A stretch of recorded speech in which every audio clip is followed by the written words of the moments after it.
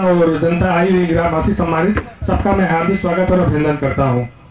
जैसा कि आज पटेल जयंती के शुभ अवसर पर यह कार्यक्रम आयोजित किया जा रहा है, तो अगर हम भारत देश का नाम लेते हैं तो खंड खंड भारत को अखंड बनाने का काम पटेल जी ने किया था। उनके बिना हम भारत देश का नाम नहीं ले सकते हैं।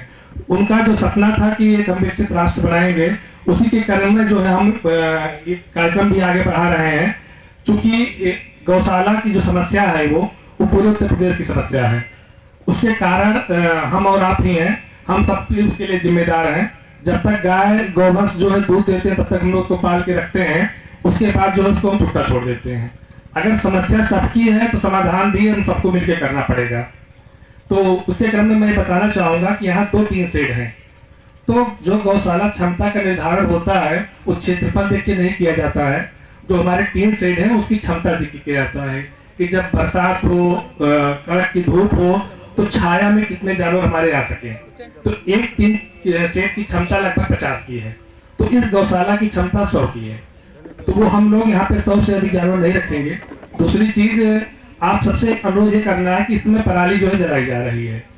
अगर हम लोग छुट्टा जानवर सब छोड़ रहे हैं तो समाधान भी हमें लोग करना पड़ेगा। आपको कोई पैसा नहीं देना है कि जानवर रखने के लिए, लेकिन ये कम से कम ये है कि जो पराली जलाई जा रही है, अगर हर ग्राम पंचायत से एक एक ट्राली भी आ जाती है पराली के लिए, तो जो ठंड का मौसम आ रहा है उसमें हमारे जो निराश्रित गौवंश जो है वो काफी सुरक्षित रहेंगे और हष्ट-पुष्ट बनेंगे। तो यहाँ पे पूरे ब्लॉक में सर ये 4थी गौशाला है, 3 गौशालाएं और बनी हुई हैं। तो हमारा सबसे अनुरोध ये है कि अपने ग्राम पंचायत से, हर ग्राम पंचायत से कम एक ट्राली जो है पराली जो है सारी गौशालाओं में भिजवाइए। और जो आपको हथियार के साथ कर्तव्य दिए भी गए हैं, गौवंश संरक्षण हमारे संविधान के मूल कर्तव्य में भी उल्लेख है, अपने कर्तव्यों का पालन कीजिए, तभी जो है हम इस समस्या का समाधान कर पाएंगे, हम सब लोग मिलके। इसी के साथ मैं अपनी बात समाप्त करना चाहता हूँ। बहुत बहुत धन्यवाद।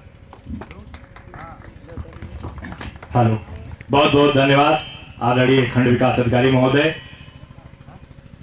माननीय मुख्यमंत्री योगी आदित्यनाथ महाराज जी की जो इच्छा है, उस इच्छा को हमारे कुर्सी विधानसभा में माननीय विधायक जी के द्वारा और खंड विकास अधिकारी महोदय के द्वारा, अधिकारीगणों के द्वारा पूरा किया जा रहा है कि निराश्रित गौवंश जो इधर उधर घूम रहे हैं चल रहा है। और इससे पहले अगासड़ में बहुत बड़ी गौशाला है निंदुरा खंड विकास में, और वहाँ पे और हमारे फतेहपुर के आज कड़वा गदवानपुर की गौशाला का उद्घाटन हुआ है।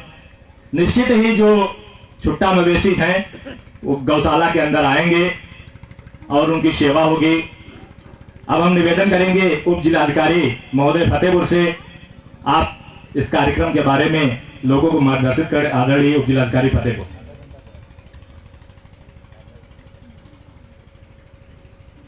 बहुत बहुत धन्यवाद संचालक महोदय। आज के कार्यक्रम की अध्यक्षता कर रहे हैं और कार्यक्रम के मुख्य अतिथि माननीय साकेत प्रताप वर्मा जी, क्षेत्र के खंड विकास अधिकारी आलोक जी, तहसीलदार साहब, ब्लॉक प्रमुख जी, गिरी जी, क्षेत्र के ग्राम पंचायत के प्रधान जी, और सभा में और शुभारंभ के अवसर पर उपस्थित हुए ग्राम के सभी सम्मानित नागरिकों, आपका बहुत बहुत स्वागत है। माननीय विधायक जी के मार्गदर्शन में राजस्व और विकास की टीम ने एक टंडवा गदवानपुर में आप सबके सामने एक गौशाला का निर्माण किया। आपने देखा होगा कि बहुत अच्छी व्यवस्थाएं करी गई है, और मेरा तो ऐसा मतलब अनुभव है कि बहुत ही अच्छा यहाँ पे विकसित करने का प्रयास किया गया है। इसमें आप सबके सहयोग की आकांक्षा रहेगी। आप लोगों से जैसे अभी खंड विकास अधिकारी महोदय कह रहे थे कि पराली आप जलाकर नष्ट कर रहे हैं, वो नष्ट करने के बजाय आप निराश्रित गौवंशों के हित में दान करें, ताकि हम लोग एकत्र करके, ठंड आ रही है, ठंड में मवेशियों को बचाया जा सके, उनके लिए बिछावन के लिए इस्तेमाल किया जा सके। जो साफ सुथरी पराली होगी उसको काट कर मिलाकर चारे में इस्तेमाल किया सकेगा, तो ये काम आएगी। तो इसलिए मैं आपसे अनुरोध करूंगा कि आप लोग इसे चलाने में बहुत अच्छे से सहयोग करें, कोशिश करें कि कम से कम पशु छोड़ें, और अगर छोड़े भी तो उनके लिए व्यवस्था में सहयोग करें। बहुत बहुत धन्यवाद आपका। और पटेल जयंती के अवसर पर मैं लौह पुरुष सरदार वल्लभ भाई पटेल को श्रद्धांजलि अपनी ओर से अर्पित करता हूँ, और आप सभी को बहुत बहुत धन्यवाद।